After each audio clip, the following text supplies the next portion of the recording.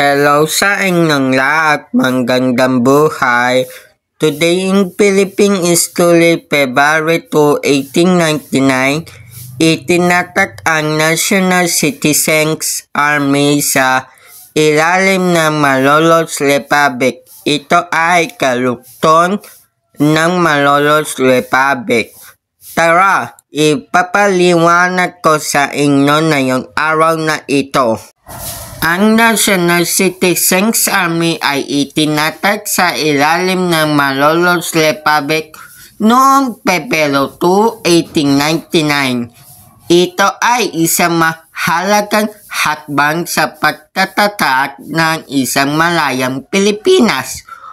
Ang Malolos Republic ay ang unang republika ng Pilipinas na itinatag noong Enero 23, 1899. Ito ay isang resulta ng tagumpay ng unang republika ng Pilipinas. Ang pagtatatag ng National Citizens Army ay nagpapakita ng determinasyon ng mga Pilipino na ipatanggol ang kanilang kalayaan mula sa mga dayuhang mananakop. Ang hukbo ay binubuo ng mga mamayang Pilipino na nais na lumaban pala sa kanilang bansa. Kahit na ang Republikang Malolos ay nagtagal lamang ng ilang buwan, ito ay isang mahalagang sandali sa kasaysayan ng Pilipinas.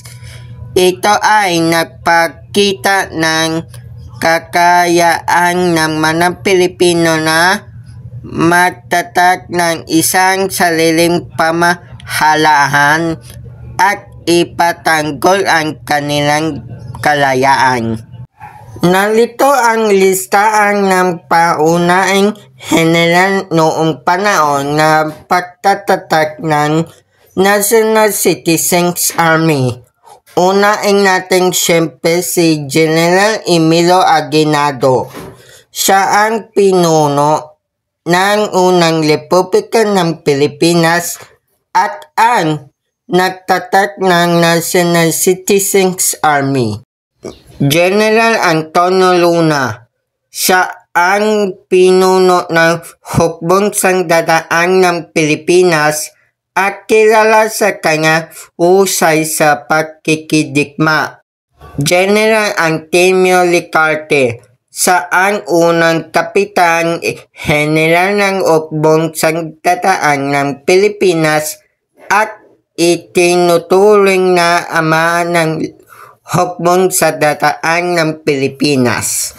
General Gregorio de Pilar, siya ay isang kilalang general na kilala sa kanyang katapangan at dedikasyon sa paglilingkod sa bayan. Hanggang dito na lang yung ating video explanation ngayong araw na ito, February 2, 2025. Maraming salamat sa pakikinig. Tandaan, importante na may alam, so paalam.